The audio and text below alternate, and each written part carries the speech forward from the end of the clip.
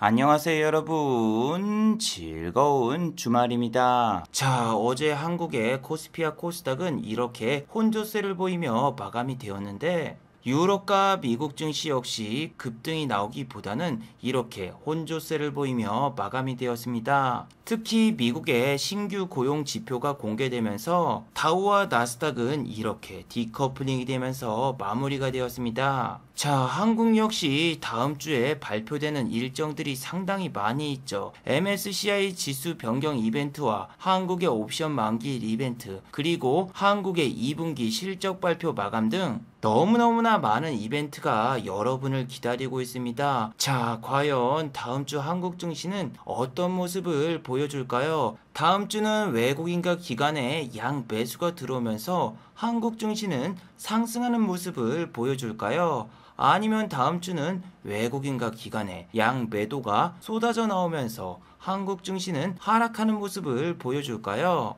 오늘 이 시간에 한번 알아보도록 하죠.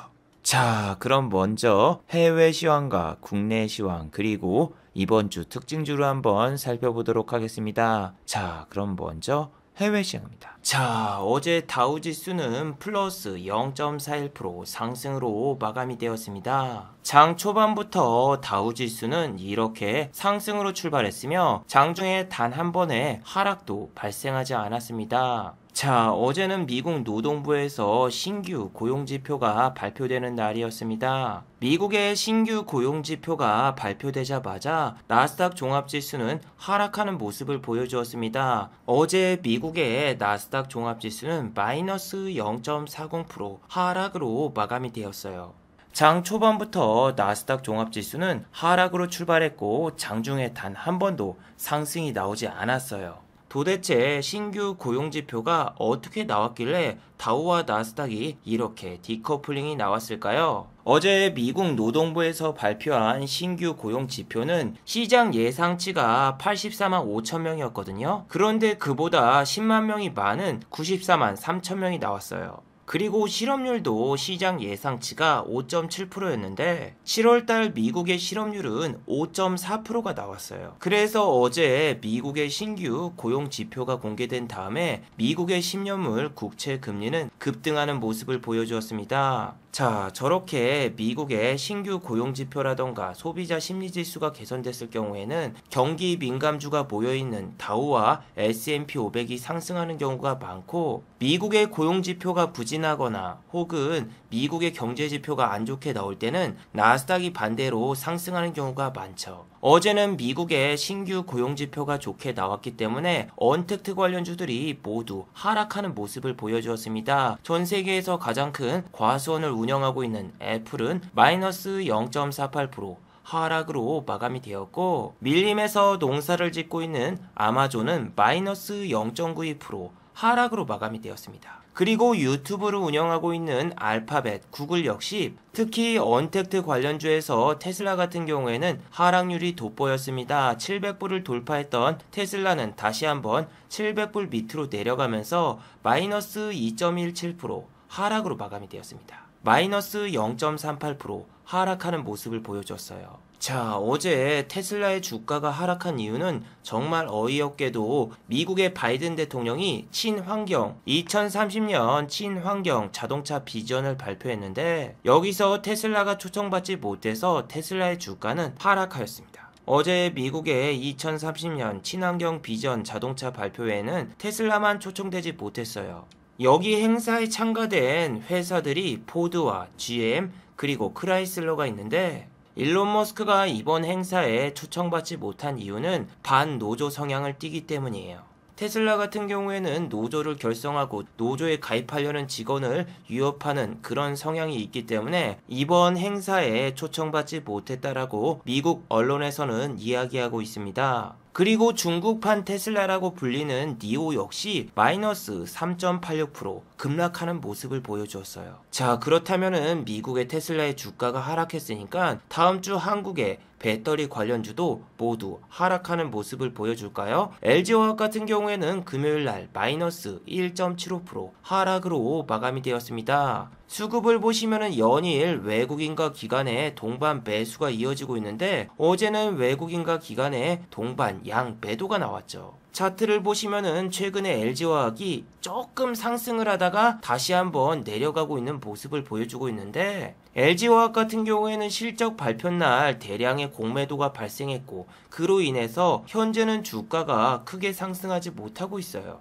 물론 이건 SK이노베이션도 마찬가지입니다. 자, SK이노베이션 같은 경우에는 금요일날 플러스 0.84% 상승으로 마감이 되었어요. 장 초반에 SK이노베이션은 플러스 2.31% 상승이 나왔습니다. SK이노베이션이 어제 장 초반부터 2%대 상승이 나온 이유는 SK이노베이션의 2분기 실적 발표가 나왔기 때문이죠. 전년 동기 대비해서 영업이익과 당기순이익이 확실히 증가했으며 적자에서 흑자 전환에 성공했어요. 하지만 유가가 금요일날 70불에서 69불로 접어들면서 유가 덕분에 SK이노베이션의 주가는 크게 상승하지 못했습니다. 현재 국제 유가는 1.7%가 하락하면서 67불까지 접어들었는데 다음 주 S-오일과 SK이노베이션 같은 정유주는 다음 주에도 주가가 좋을 것 같지는 않네요. 특히 S-오일 같은 경우에는 10만원대가 붕괴가 되고 금요일에도 마이너스 2.02% 하락으로 마감이 되었죠. 8월 달에는 여러분 오펙 플러스 회의나 오펙 회의가 없기 때문에 당분간 국제유가 협상이 나오지 않을 거예요. 그래서 정유주를 매수하실 때 상당히 주의하셔야 되고 저렇게 대형주 정유주는 그래도 빠지는 폭이 적죠. 중앙에너비스, 흥구석유, 한국석유 같은 경우에는 고점에서 벌써 45%나 하락을 했습니다. 지금 이 종목이 상한가를 가도 여기까지밖에 못 가고 여기서 또 15%가 올라와야지 지난 고점을 돌파할 수 있어요. 이런 종목들 같은 경우에는 실적으로 상승한 게 아니라 북한 송유관이라던가 미국 송유관 관련 회사 해킹 이런 이슈로 오른 종목들이라서 다시 한번 주가가 고점을 돌파하려면은 비슷한 뉴스가 나와야 돼요.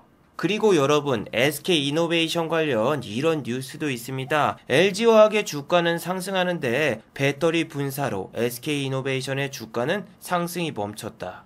내용을 잘 살펴보시면 이런 내용입니다. LG화학 같은 경우에는 배터리 분사를 했어도 주가가 상승을 했는데 SK이노베이션은 배터리 사업을 분사한다고 이야기하니까 주가가 바닥을 가고 있다. 이런 내용입니다. 자, 그런데 여기에는 모순이 있죠. 바로 LG화학의 주가가 이렇게 100만원을 넘었을 때는 뭐가 있었습니까? 공매도가 안 됐습니다. 공매도가 안 되니까 이때까지는 그냥 주가를 끌어올렸다가 공매도가 되고 실적을 발표한 이후 LG화학의 주가는 지금 땅굴을 파러 가고 있죠. 지금 고점 대비해서 몇 프로가 빠졌나요? 24%가 빠졌습니다. 24%라는 숫자가 그렇게 크지 않아 보일 수도 있지만 자, 이건 어떤가요? 삼성전자가 다시 한번 96,800원을 돌파하려면은 19%가 올라야 돼요. 19%. 이렇게 보니까 엄청나게 멀어 보이죠. SK이노베이션 같은 경우에는 고점 대비해서 32% 정도 빠졌는데 배터리 분사를 발표한 시점은 여기입니다.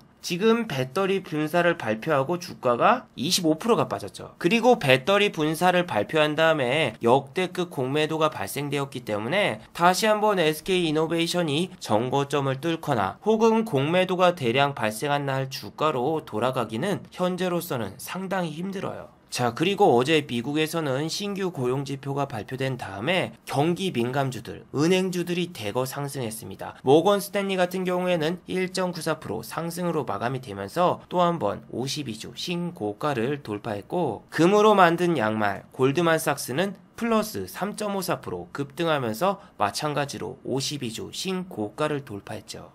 JP모건 체이스 역시 2.84% 상승하면서 미국의 금융주들은 이렇게 모두 상승으로 마감이 되었어요. 자, 하지만 한국의 은행주들의 모습은 어떤가요? 계속되는 횡보와 하락이 이어지고 있습니다. 자, 기업은행은 금요일날 플러스 0.97% 상승으로 마감이 되었고 3일 연속 외국인과 기관의 동반 양 매수가 들어오고 있습니다. 자, 은행주들 같은 경우에는 중간 배당을 준다라는 이야기 때문에 6월 달에 잠깐의 매수세가 몰렸으나 지금은 중간 배당도 다 끝났고 오히려 다시 한번 정부에서 배당을 자제하라고 권고를 하고 있습니다. 현재는 코다리 바이러스 확진자가 이렇게 급증하면서 연말에 또 배당 제한 혹은 배당 금지가 될 수 있다라는 뉴스 때문에 현재 한국의 금융주들은 대부분 이렇게 횡보를 하고 있어요. 자, 어제 영상에서 소개시켜드렸던 KB금융도 마찬가지입니다. 주가가 지금 연일 횡보를 계속하면서 저점을 계속 낮추고 있죠.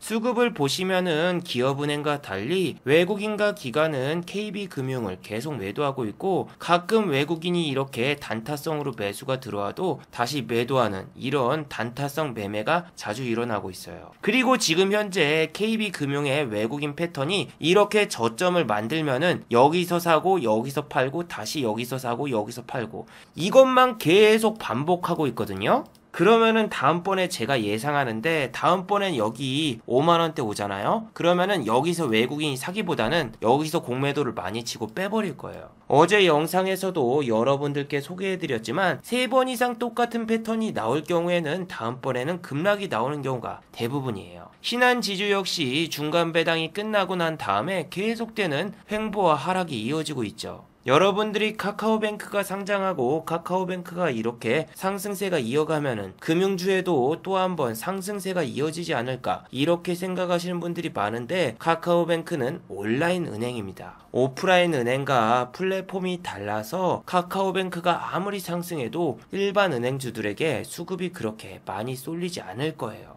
그런데 천재님, SM이 인수가 된다는 뉴스 때문에 다른 엔터주도 최근에 많이 오르고 있는데, 이건 도대체 왜 그런 현상이 일어나는 건가요? 여러분, 여기서 일단 알아두셔야 되는 게, 키스트라던가 이런 종목들 시가총액이 얼마인가요? 2,953억이에요. 그런데 KB금융 같은 이런 금융주 같은 경우에는 보통 마이클 조단처럼 시가총액이 조 단위가 넘어요. 저런 거는 여러분 메타버스처럼 뉴스 100개 띄워놓고 검은머리 외국인들이 충분히 시세 조작을 할 수 있는 그런 주식이에요. 지난주 목요일날 상한가를 갔던 코세스 보세요. 시가총액이 얼마예요? 2천억 되잖아요. 이런 종목 같은 경우에는 메타버스처럼 뉴스 100개 띄워놓고 쟤네들이 몇백억 정도 사주면은 개인분들이 따라와서 움직일 수 있는 그런 주식이고, KB금융 이런 주식 같은 경우에는 1% 올리려면은 최소 50억 60억이 들어가요. 그래서 금요일날 YG 플러스라던가 JYP라던가 이런 종목들이 막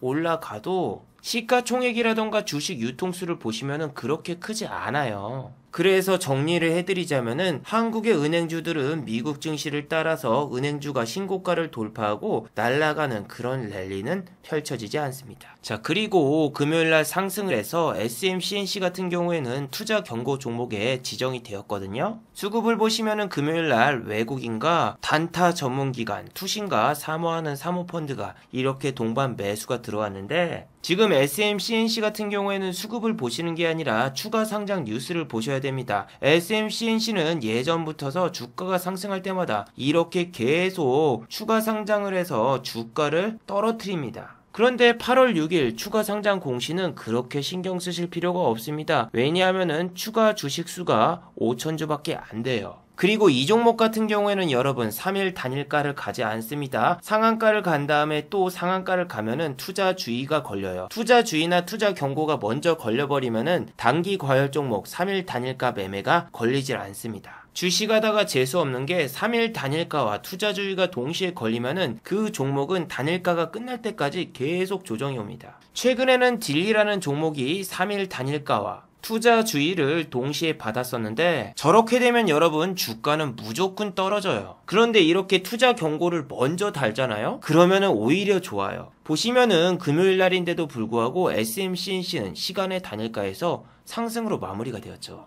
그런데 SMCNC 같은 경우에는 합병하는 회사가 결정될 경우에는 재료 소멸로 무조건 하락합니다. 아시아나항공, 대한항공에 인수 합병된다. 이 인수 되자마자 33,000원까지 갔지만 지금 주가가 얼마죠? 18,500원. 반토막 났습니다. 그리고 시간의 단일가에서 SMCNC가 올랐다고 해도 매수한 기간이 단타 전문인 투신이랑 사모하는 사모펀드이기 때문에 월요일날 얘네는 잠깐 갭을 띄워놓고 던질 가능성이 상당히 높아요. 특히 기난 고점까지 만약에 꼬신다? 그러면 물려 계신 분들 일단 탈출하셔야 됩니다. 자, 그리고 크래프톤 상장이 8월 10일 다음 주인데 지금 여러분 대성창투 같은 이런 크래프톤 관련주 이 종목 같은 경우에는 다음 주 월요일날 약간 반등이 나올 수 있어요. 왜냐하면은 지금 비트코인이 4,500만원에서 500만원이 상승한 5천만원까지 올라왔거든요. 그러면은 대성창투를 비롯한 코인 관련주는 분명히 아침에 갭을 띄면서 반등을 줄 수 있는데 대성창투에 물려 계신 분들은 크래프톤이 상장하면은 재료 소멸로 빠질 수 있으니까 탈출하려면 이때가 기회입니다. 자, 그리고 여러분 비트코인이 갑자기 하루 만에 500만원이 상승한 이유는 바로 이더리움 이슈 때문입니다. 이더리움이 8월 5일날 거래 수수료 체계를 바꾸는 새로운 하드포크를 단행하면서 비트코인 가격도 덩달아 상승이 나왔어요. 그리고 대성창투 이외에도 에이티너 인베스트 같은 코인 관련주도 똑같이 상승이 나오겠죠. 에이티너 인베스트먼트 같은 경우에는 지난주 금요일 마이너스 0.94% 하락으로 마감이 되었습니다. 최근에 코인 관련주는 비트코인이 4,500만원을 돌파했다라는 뉴스가 나와도 이렇게 계속 하락이 나왔었죠. 코인 관련주 중에서는 넥슨 GT라는 종목이 있는데 넥슨은 현재 비트코인을 현물로 비트코인을 1130원가량 매입했어요.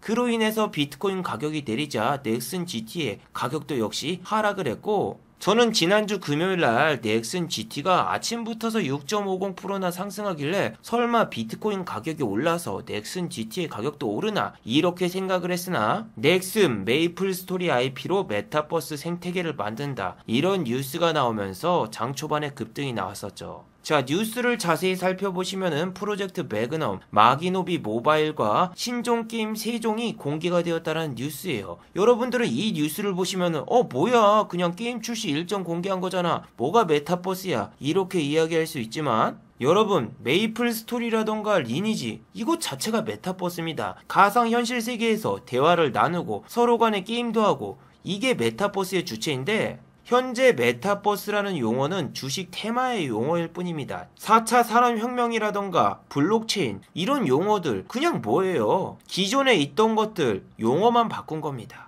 대학교, 회사에서 메타버스 플랫폼을 이용해서 이렇게 직원들과 대화를 하고 간단한 게임을 즐길 수 있다? 이게 뭐예요? 이야기만 나눠서 뭘 할 거야? 저런 거는 현실화해서 전혀 사용할 수가 없죠. 저걸로 뭐 돈을 벌 수 있습니까? 아니면 저걸로 뭐 주민등록 등본을 떼가지고 무슨 업무를 처리할 수 있습니까? 전혀 없습니다. 차라리 지금 게임에서 아이템 하나 이거 팔면은 얼마예요? 1,000만원에서 2,000만원 수익을 창출할 수 있잖아요.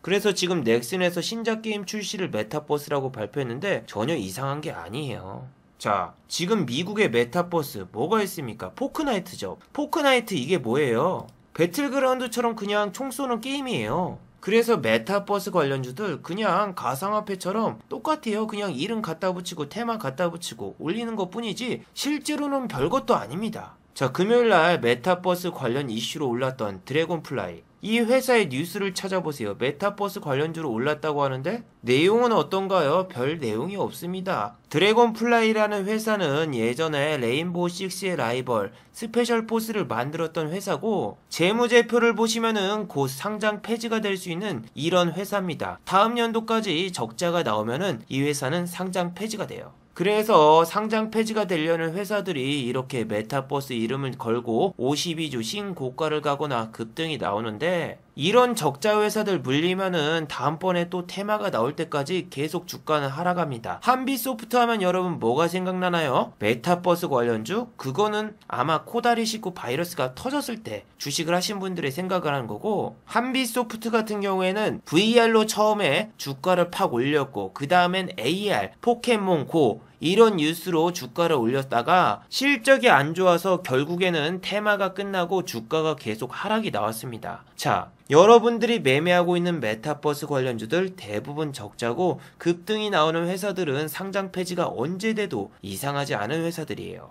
자, 여러분 다음 주는 실적 발표 마감일이에요. 대체 휴일이 8월 16일이라서 아마 8월 17일까지는 봐줄 걸로 생각하지만 다음 주에 실적 발표하는 회사들의 실적 기대하지 마시길 바랍니다. 실적 좋은 회사들은 무조건 7월 달에 발표를 해요. 8월 달에 발표하는 회사들 실적이 안 좋을 가능성이 대부분이고 그나마 2일부터서 6일은 회사들이 휴일이기 때문에 실적을 안 발표하는 경우도 있어요. 근데 8월 12일부터서 발표하는 회사들 같은 경우에는 진짜 주의를 해야 됩니다. 자, 현재 8월 달에 실적을 발표하고 있는 회사들 보세요. 실적 안 좋습니다. 네페스 같은 경우에는 지난주 금요일날 실적을 발표했죠. 영업이익이 마이너스 72억 원, 시장 예상치는 마이너스 32억 원이었으니까 어닝 쇼크입니다. 금요일날 특히 6시에 실적을 발표하는 회사들은 무조건 주의를 해야 돼요. 이거는 담당자가 전화 받기 귀찮아가지고 금요일날 밤에 몰래 실적을 발표하고 도망가 버립니다. 왜냐하면은 토요일과 일요일날은 쉬기 때문에 전화를 안 하는데 다음 주 일정을 보시면은 13일 저녁에 실적을 발표하고 도망가면은 3일 동안 쉬죠. 3일 동안. 그렇다는 이야기는 8월 13일까지 실적을 발표 안 한 회사는 무조건 적자 혹은 실적이 안 좋다란 이야기죠. 자, 그런데 메타버스 관련주 중에서 실적을 발표한 회사가 거의 없죠. 알체라 같은 경우에도 현재 실적을 발표 안 했습니다. 왜? 적자니까.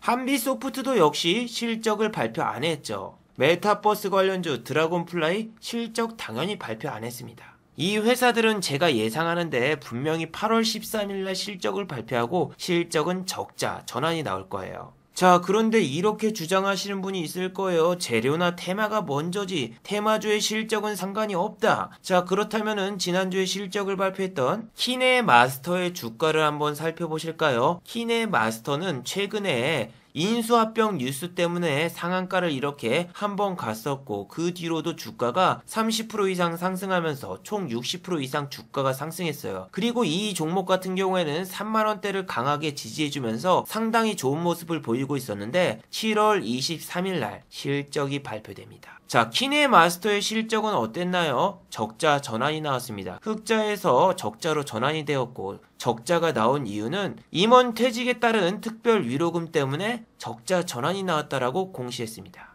그 뒤로 키네마스터의 주가는 어떻게 되었나요? 실적 발표 이후 계속되는 하락이 이어지면서 고점 대비해서 20% 이상 급락이 나왔고 다시 한번 여기 최고점까지 가려면은 이제는 상한가를 가야 됩니다. 자, 저 같은 경우에도 키네마스터를 직접 매도를 했었는데 실적이 나오자마자 제가 얼마에 던졌나요? 28,700원에 전량 손절을 했죠. 그런데 신의 한 수였죠. 제가 손절을 한 다음날부터서 키네마스터의 주가는 단 한 번도 상승이 나오지 않았고 제가 만약에 여기서 버텼다? 그러면은 마이너스 18%의 손실을 봤다란 이야기죠. 제가 베팅한 금액이 얼마다? 약 3천만원. 계속 가지고 있었으면은 마이너스 540만원의 손실을 봤을 텐데 손절을 짧게 해서 50만원밖에 손실을 보지 않았죠.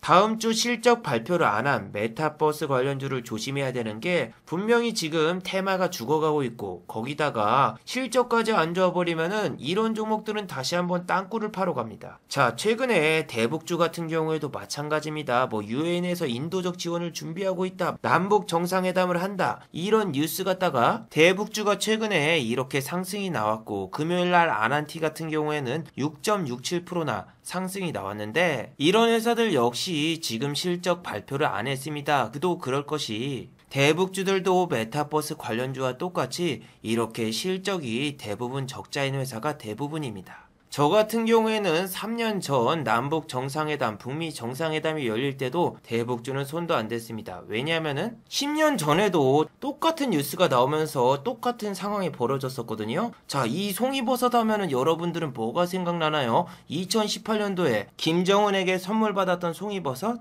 아닙니다. 이거는 김정은이 아니라 김정일이 선물해줬던 송이버섯이에요.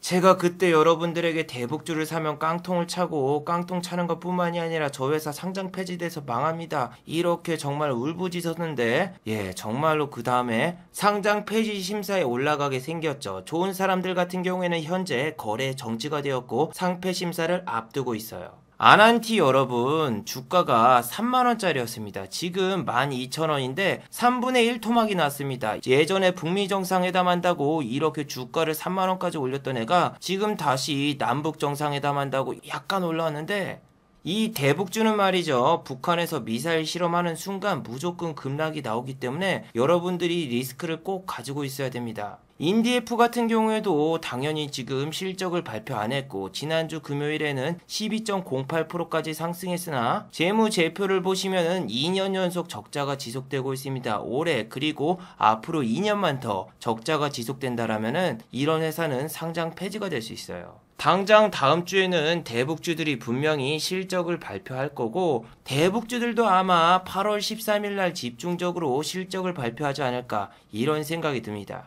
그리고 여러분, 적자 기업에다가 실적이 안 좋은 애들이 제일로 주가가 크게 상승하는 거 다들 알고 계시죠? 금요일날 대북주 중에서 신원 같은 경우에는 18.61%나 상승을 했고 수급 주체를 보시면은 개인들이 계속 매수 중입니다. 자, 이 회사 역시 좋은 사람들과 상당히 재무제표가 비슷합니다. 이렇게 당기순이익이 계속 적자가 누적이 되고 있고 적자 폭도 증가하고 있죠. 자, 그리고 대북주와 전혀 다르게 지난주 금요일에는 실적이 어닝 서프라이즈가 나와서 주가가 급등한 종목도 있어요. TYM이라는 종목은 지난주 금요일날 22.54% 급등이 나왔어요. 급등이 나온 이유는 이번 분기에 해외 수출 증가로 사상 최고의 실적을 기록했기 때문인데, 이 종목 같은 경우에 여러분 여지껏 상한가를 간 적이 없어요. 그래서 금요일날 같은 경우에는 투심도 안 좋고 또 지수도 내리고 있기 때문에 당연히 상한가를 못 간다라고 생각하시는 게 좋았습니다. 이 종목은 코스피 종목인데 금요일날 코스피 지수 자체가 이렇게 하락으로 마감이 되었잖아요.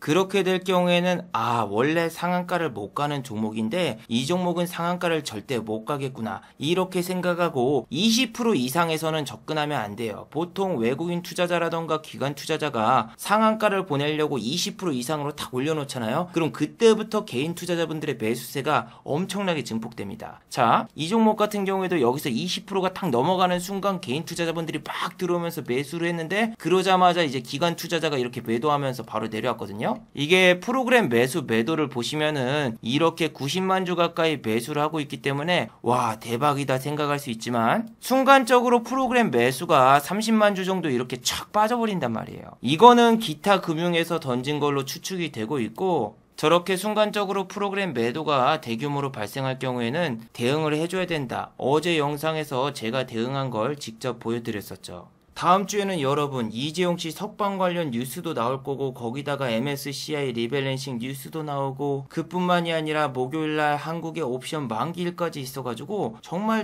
정신이 없을 텐데, 여러분 다음 주에는 말이죠, 만약에 이렇게 지수가 상승하면서 상승하는 종목이 1000종목이잖아요. 그럼 이때는 종가 베팅 하지 마세요. 왜냐하면은 지금 증시가 이렇게 1000종목이 상승하면은 다음날은 장 시작하자마자 1000종목 가까이 다시 하락하고 시작하기 때문에 상승하는 종목을 그날 익절을 안 했잖아요. 그러면은 다시 개파락으로 출발해서 줬던 수익도 못 챙기고 마이너스로 전환이 됩니다. 그래도 종가 베팅을 하고 싶다라면은 이렇게 막 1000종목 900종목 올랐을 때는 하락하고 있는 종목에다가 종가 베팅을 한번 때려보세요. 제가 여러분 최근에는 한 1000원이든 2000원이든 소액이든 이렇게 조금이라도 종가 베팅을 해보면서 어떻게 주가가 흘러갈까 조금씩 관찰을 해보거든요. 그런데 수급이 많이 들어온 애들은 절대 안 가고 개인분들은 완전히 박살냈을 때, 그럴 때는 갑자기 급등이 나오더군요. 벅스 같은 경우에는 이날 이렇게 급락이 나오더니 3일 동안 내려가지고 처음에 상승했던 상승가보다 더 많이 빠지게 했어요. 그런 다음에 이렇게 다시 급등. 정원 엔시스 여기서 시간의 단일가부터 급등시켜놔서 다 올려놓고 그 다음날 다 빼버리고 다시 한번 지난번 시작점으로 돌려놓더니 그 다음날 급등. 하나 아이스팩도 이렇게 급등시켜놓고 상한가까지 갔다가 그 다음날 다 뺐다가 그 다음날도 빼고 여기서 사람들을 못 버티게 만들고 다시 올리기. 그래서 요즘에는 소액으로 이것저것 테스트를 해보고 있는데 이 녀석도 여기서 올렸다가 뺐다가 그 다음날 급등시켰고 여기서 올렸다가 뺐다가 바로 여기겠구나 하고 제가 이렇게 소액으로라도 조금이라도 사보고 했는데 갑니다. 진짜 상승이 나와요. 근데 내가 상승했던 상승폭보다는 약간 적었지만 그래도 가요. 그런데 수급이 많이 쌓여 있어서 괜찮아 보이는 이런 종목 같은 경우에는 그 다음날 이렇게 그냥 개박살이 난다. 그래서 제가 말씀드리고 싶은 거는 이렇게 막 900종목, 400종목, 코스피 코스닥 종목이 50% 이상 넘게 상승했을 때는 종가 베팅 때릴 때는 무조건 하락한 종목에 때려라. 자, 그리고 여러분, 제가 어제 정치 테마주를 얘기할 때 윤석열 씨 테마주하고 그 다음에 최재형 씨 테마주만 말씀드렸잖아요. 윤석열 씨 같은 경우에는 이렇게 후쿠시마 막말로 인해서 지지율도 떨어지고 주가 역시 하락을 하였고, 최재형 씨 역시 박근혜 대통령을 사면해야 된다 이렇게 이야기를 꺼내면서 지지율도 떨어지고 주가도 떨어졌는데, 자, 그렇다면 여러분, 이재명 씨 테마주라던가 이낙연 씨 테마주는 어제 상승이 나왔을까요? 두 테마주가 떨어진다라면은 분명히 이재명 씨에게는 호재일 텐데 이재명 씨 테마주는 어제 크게 상승이 나왔을까요? 네, 그런 일은 발생하지 않았습니다. 이재명 씨 테마주 역시 어제 모두 하락하는 모습을 보여주었습니다. 맥주 회사와 이름이 비슷한 이재명 씨 인맥주 카스는 어제 마이너스 1.97% 하락으로 마감이 되었고, CS증권과 이름이 비슷한 CS 역시 마이너스 1.13% 하락으로 마감이 되었어요. 자, 근데 보시면은 윤석열 씨 테마주하고 똑같습니다. 외국인 투자자 같은 경우에는 분명히 카스를 5,550원과 5,590원 이렇게 주가가 올라왔을 때 잡았는데, 얘네들은 주가를 올려놓지도 않고 그냥 밑에서 손절을 때려버리고 나가버렸어요. 자, 범양 건영도 보세요. 어제 외국인이랑 기관은 양 매도를 했는데 얘네들 같은 경우에는 이렇게 주가를 끌어올렸을 때 이게 몇 프로 올랐나요? 15% 오른 다음에 9%로 마감이 되었어요. 그러면은 여기까지 다시 끌어올린 다음에 빼야지 그나마 수익을 더 챙길 수 있단 말이에요. 하지만 얘는 시작하자마자 마이너스 6%까지 빼버렸고, 외국인 투자자와 기관 투자자는 그냥 다 팔고 튀어버렸어요. 자, 이전에는 외국인과 기관이 아침에 주가를 잠깐 올리고 패대기를 쳤으나 지금은 그냥 아침부터서 개파락으로 출발하고 패대기 시키는 게 최근 유행 트렌드입니다. 자, 그리고 삼성전자와 하이닉스가 반등이 나오면서 코스닥 반도체주도 이렇게 반등이 나오고 있어요. 금요일날 테스 같은 경우에는 4.23%나 상승이 나왔죠. 수급을 보시면은 기관과 외국인이 연일 양매수를 하고 있고, 투신 같은 경우에는 테스를 금요일날 상당히 많이 매수한 모습을 보여주었는데, 테스나 코스닥 반도체주가 재밌는 거는 이렇게 한 번 오르면은 미친 듯이 한 달간 오를 때가 상당히 많다라는 거예요. 그렇다면 테스는 지금 지난번 여기 고점을 뚫고 종가 고가로 마무리가 되었으니까 또 여기서 이렇게 상승 랠리가 펼쳐지면서 올라갈까요? 일단 지난주 미국의 필라델피아 반도체 지수는 마이너스 0.36% 하락으로 마감이 되었어요. 그리고 지난주 한국의 삼성전자와 SK 하이닉스 역시 이렇게 하락으로 마감이 되었는데, 중요한 건 여러분, 다음 주가 한국의 옵션 만기일이죠. 옵션 만기일에 삼성전자와 SK 하이닉스가 하락을 한다면 테스 역시 주가가 따라갈 수밖에 없습니다. 항상 테스 같은 경우에는 이렇게 장대 양봉을 세우면서 4%까지 상승하고 그 다음날부터서 뺐던 이런 전래동화 같은 전래가 있기 때문에 여기서 또 간다라고는 지금 장담할 수가 없고, 여기까지 꼬시고 또 던지지 않을까 이 생각밖에 들질 않네요. 자, 마지막으로 한번 정리해 보도록 하겠습니다. 1번 다음 주는 한국의 실적 발표 마감일입니다. 다음 주 8월 13일까지 실적이 안 나온 회사들은 무조건 실적이 안 좋다라고 생각하세요. 8월 13일 날 실적을 발표하면은 3일간 휴일이기 때문에 담당자가 일부러 8월 13일 오후 6시 이후에 실적을 발표할 거예요. 최근 메타버스 관련주라던가 대북주 같은 경우에는 대부분 실적이 안 좋은 회사들이 많기 때문에 이런 회사들은 분명히 그때 실적을 발표할 수 있으니 주의하시길 바랍니다. 2번, 다음 주는 중요한 이벤트가 너무너무나 많아요. MSCI 지수 변경 종목 발표와 이재용 씨의 석방 여부, 거기다가 한국의 옵션 만기일 등 우리나라만의 이벤트가 너무너무나 많습니다. 세계 증시가 다음 주에 아무리 크게 상승한다고 해도 우리나라만의 이벤트를 무시할 수가 없습니다. 전날 미국 증시가 크게 상승했다? 하지만 갑자기 이재용 씨 석방 여부가 결정되면서 한국 증시가 갑자기 급락이 나올 수도 있으니까 이런 이벤트를 꼭 체크하시고 매수해 보도록 하세요. 자, 유튜브 광고도 끝까지 시청해주시면은 정말로 고맙겠고, 좋아요와 구독하기도 많이 눌러주시면은 정말로 고맙겠습니다. 아, 그리고 또 어제 생방송 전에 저를 후원해주신 정말 고마운 분들이 계셨네요. 네, 제 유튜브 영상 밑에 있는 투네이션 후원하기 버튼을 눌러주시면은 저를 후원해주실 수 있는데, 장현식님 후원 10,000원 정말 감사드립니다. 자, 다들 수고하셨고 즐거운 주말 되시기 바랍니다. 다들 수고하셨습니다.